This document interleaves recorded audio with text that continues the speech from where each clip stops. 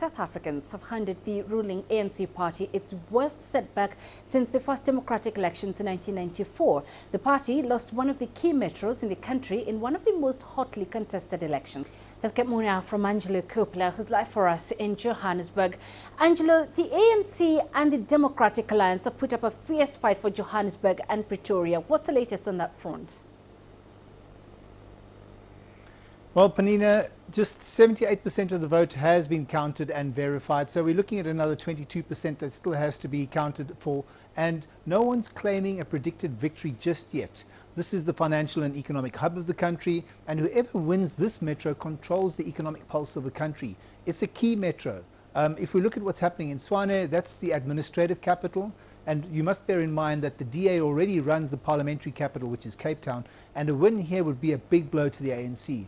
It's still neck and neck. In Tshwane, it's 42% for both, and there we're looking at about 17% of the vote is still outstanding, so it could go either way. And then late this afternoon, the DA leader, Mmusi Maimane, stood up and said that they were quite comfortable to predict that they were going to win in Tshwane. They haven't said the same thing about Johannesburg. And they've also confirmed that they've started talks with the smaller parties, much like they did with the Nelson Mandela Bay Metro. Panina?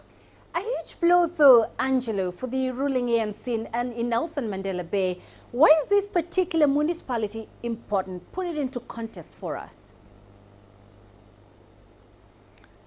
Well, as Yolisa put it, it's an ANC stronghold. It's been like that for many, many years now. The DA saying earlier that they've been in official opposition in that metro for long enough. And it's also seen as a slap in the face for the ANC. It's the province where Mandela came from. It's hugely symbolic.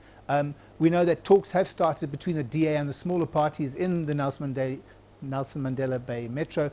The UDM says that they've been approached, and the DA have confirmed that the UDM is on board with 2 seats. So they'll be taking or talking to the smaller parties. They, of course, are excluding the EFF, saying that they don't need them. The EFF have also, as you heard just now, confirmed that no one has approached them. And in fact, it looks like they're destined to play an official opposition party role, going so far as to say that they'll probably pay for water boreholes in areas or wards that they've won to show that they're a party of their word.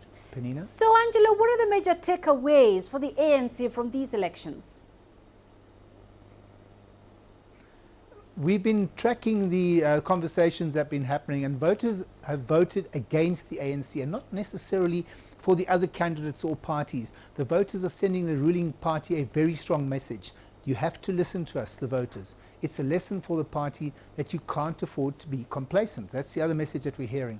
We're also hearing that the party needs to deliver on the promises that they've made, and the word arrogant has come up many, many times, especially in this last week and over the election period and in the 2 days since the counting started. Panina? All right. Angelo Kopler, live for us there in Johannesburg. Many thanks.